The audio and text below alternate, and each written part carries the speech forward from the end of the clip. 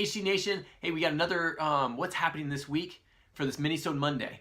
And the thing that we're going to focus on are quite interesting. You don't really hear about a lot of these things. There's smaller events this week, but it's starting to lead up to some big ones. Next week is going to be huge. You got to check this out. So for this week, so you know the Titanic. Everyone said it was the unsinkable ship. Well, Germany created the unsinkable fleet of battleships, and its major one was called the Tirpitz, and it was sunk in 1944, November 12th. It was sunk by a tall boy bomb that was dropped at 14,000 feet from a bomber. Direct hit, sunk it right away. That was the end of the thought that Hitler had an unsinkable fleet of battleships. Now, November 13th. This was interesting because this is the freedom for Aung San Suu Kyi.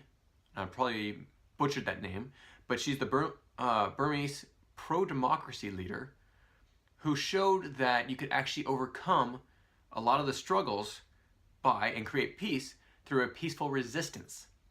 And so she was finally released, and she actually received the Nobel Prize actually in 1991 before sent to prison, and also got out of prison in 2010.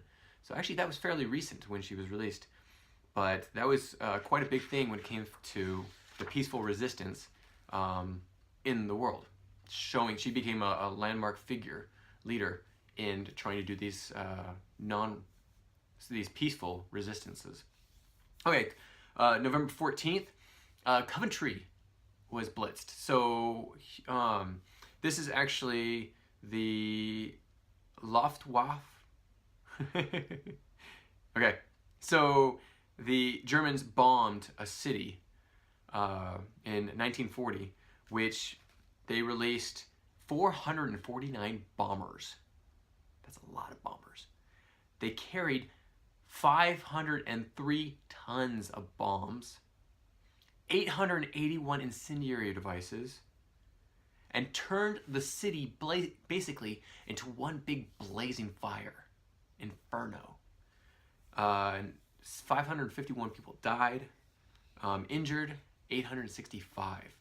And one of the oldest medieval cathedrals was almost completely destroyed after this bombing. Okay, November 15th.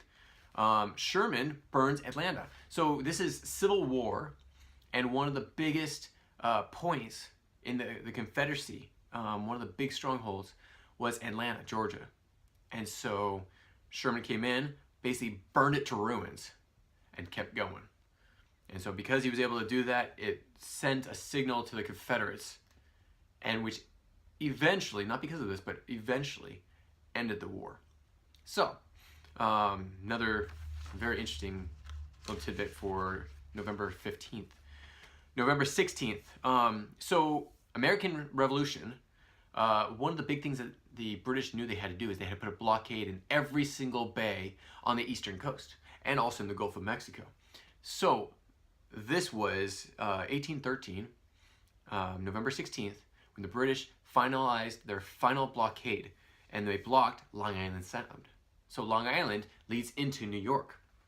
And this is what they did. They had, it included frigates, sloops, and 74 gunships in the line to block this bay, basically. There wasn't much there, but they blocked it, and they had a huge blockade to do it.